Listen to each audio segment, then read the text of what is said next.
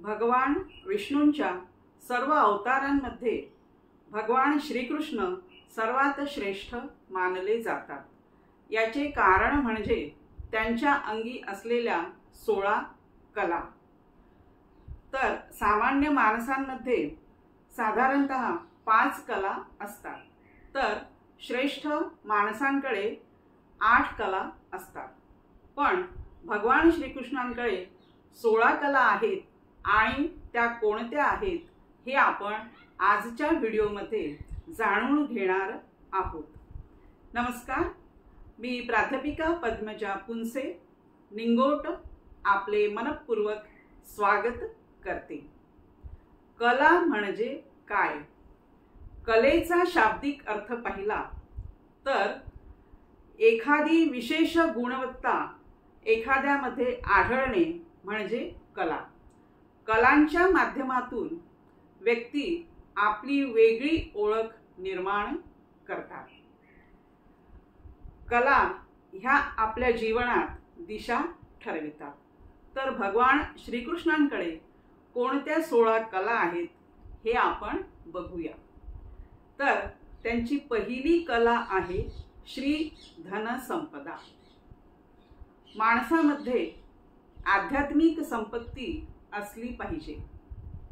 माणूस मनाने, कृतीने आणि शब्दाने समृद्ध असायला पाहिजे। भगवान श्रीकृष्ण या कलेमध्ये निपुण होते।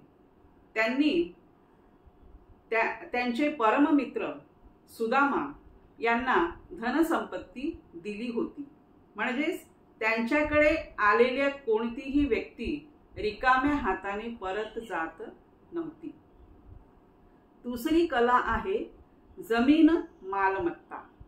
ज्यांच्याकडे पृथ्वीच्या रहस्याचे आस्वाद घेण्याची क्षमता असते तो भूमी मालमत्ता या कलेने संपन्न असतो। भगवान श्रीकृष्णांनी या कलेचा उपयोग द्वारकेचा कारभार हाती घेण्याकरिता केला होता। तिसरी कला आहे कीर्ती संपदा। कीर्ती म्हणजे देशात आणि जगात प्रसिद्ध असलेली व्यक्ती। लोककल्याणाच्या हिताकरिता लोकप्रिय असलेली व्यक्ती जी आपल्या कीर्तीने आपले नाव प्रज्वल करते, हे सर्व गुण आपल्याला भगवान श्रीकृष्णांमध्ये आढळते। चौथी कला आहे वाणीचे संमोहन।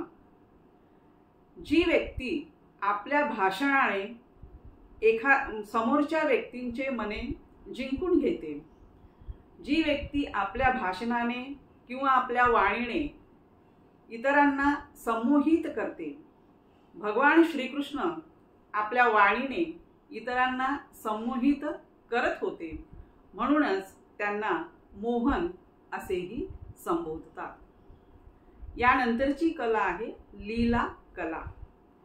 लीला कला याचे नाव जरी घेतले तरी आपल्याला आनंद होतो, कारण भगवान श्रीकृष्णांनी त्यांच्या जीवनात अनेक प्रकारच्या लीला तसेच मनोरंजन केले आहे।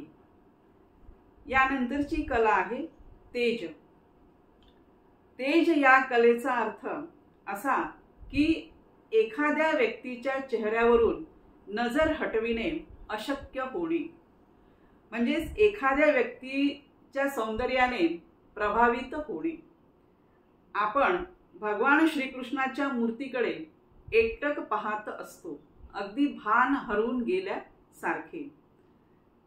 तर हे झाले आहे तेज। यानंतरची कला आहे विद्या। वेद, वेदांग, युद्ध आणि संगीत अशा प्रकारच्या ज्ञानांच्या कलामध्ये जी व्यक्ती पारंगत असते ती म्हणजे भगवान श्रीकृष्ण या कलेमध्ये निपुण होते। यानंतरची कला आहे विमला। विमला या कलेचा अर्थ असा की ज्याच्या मनात कोणत्याही प्रकारचे कपट नाही, तो सर्वांसाठी न्यायी आहे, सर्वांना न्याय देतो। यानंतरची कला आहे उत्कर्षिणी शक्ती। उत्कर्षिणी शक्ती याचा अर्थ असा की प्रेरणा देणे। भगवान श्रीकृष्ण हे प्रेरणा देत होते। याचे उत्तम उदाहरण हे आहे की महाभारताच्या रणांगणात भगवान श्रीकृष्णांनी अर्जुनाला प्रेरणा देऊन प्रोत्साहित केले होते। यानंतरची कला आहे नीर क्षीर विवेक।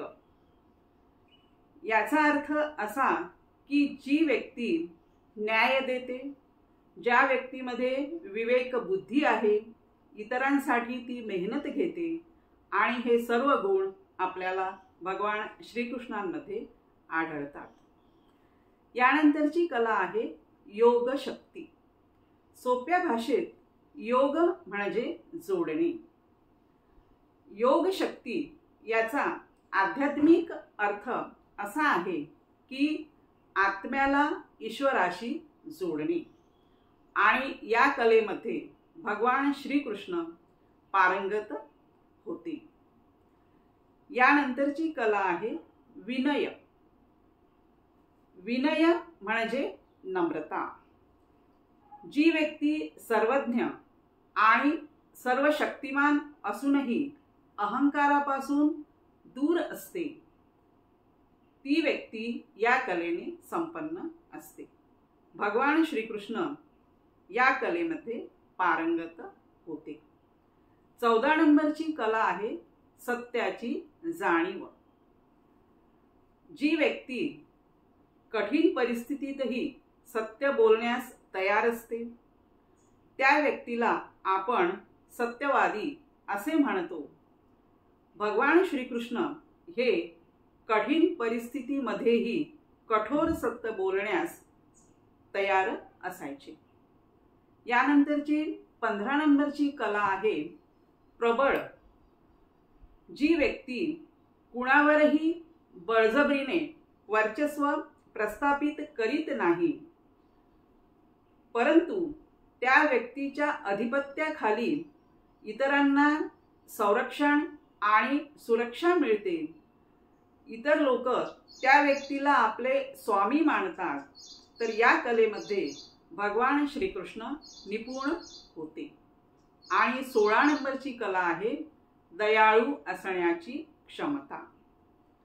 भगवान श्रीकृष्ण यांचे परोपकारी धोरण होते। ते सतत इतरांना मदत करत होते, आणि फक्त मदतच करत नव्हते, तर त्यांच्या घरी येणाऱ्या व्यक्तीला ते त्यांच्या क्षमतेनुसार जे काही शक्य असेल ती त्या प्रकारची मदत ते करत होते। तर आज आपण भगवान श्रीकृष्ण यांच्या 16 कलांची माहिती घेतली। भगवान श्रीकृष्णांमध्ये 64 कला आहेत। ते चंद्रवंशी आहेत। चंद्राला 16 कला असतात आणि भगवान श्रीकृष्णांनाही 16 कला आहेत। आपल्याला हा व्हिडिओ आवडला असेल तर सबस्क्राइब करा, लाईक करा, शेअर करा, कमेंट करा आणि बेल आयकॉनलाही क्लिक करा। येत्या 26 तारखेला भगवान श्रीकृष्ण यांचा जन्मोत्सव आहे। त्याला आपण जन्माष्टमी असे म्हणतो। त्यानिमित्ताने जन्माष्टमीच्या मी सर्वांना हार्दिक हार्दिक शुभेच्छा देते। असेच हसत रहा, आनंदी रहा। पुन्हा भेटूया माहितीपूर्ण व्हिडिओ सोबत। तोपर्यंत नमस्कार।